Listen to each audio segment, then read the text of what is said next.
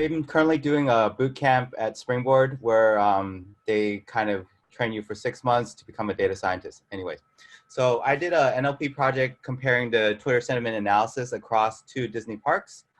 One of them was Disneyland Anaheim. The other one was Tokyo. So Anaheim was built in Disneyland Anaheim was built in 1955. It was the only park that was built under Walt Disney supervision. And Disneyland Tokyo was built in 1983. It's actually the only park that is licensed out and is owned by Oriental Land, or a real estate company in Japan. So to collect this data, I used the Twitter API. So I collected between Japanese users and English users. I collected about 270,000 tweets from the period from September 1st to November 1st. And I also collected Chinese New Year tweets, which is the period from January 28th to February 2nd, to just validate my model. I collected it through the Twitter API, like I said, and I structured it using the Tweepy library. So kind of the flow was, the Tweepy library gave you a JSON file, and there were many nested dictionaries. And for the text, I collected from extended tweets, quoted status, retweeted status, extended entities to try to combine it and analyze the text. Of course, like the columns were formatted for date, time, and for categorical columns, I formatted that as well.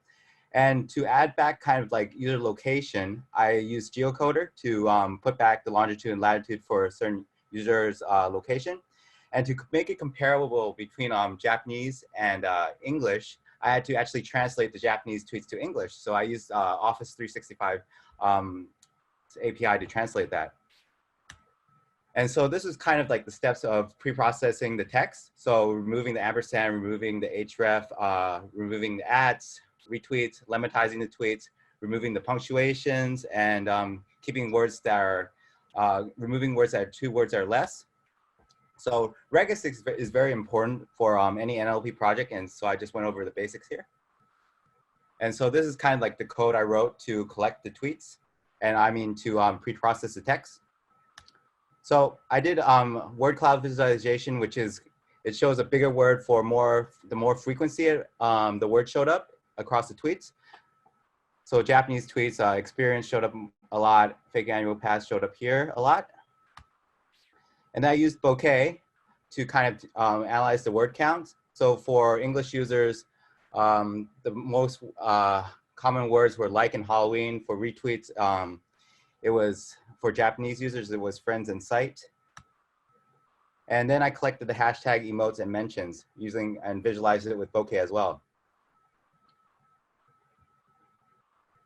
So I'll just let it run a bit so you could see it.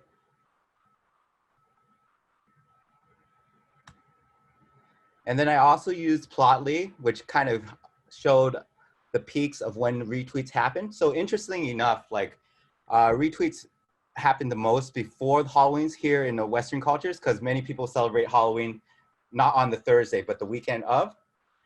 But in Japan, they actually celebrate on the day. And what added to that peak there was actually Japanese Airlines ran an event, which shows here. So they were giving away like 2 free tickets to users that just retweeted their tweet. And this kind of showed why this word showed up so many times for the English tweeters.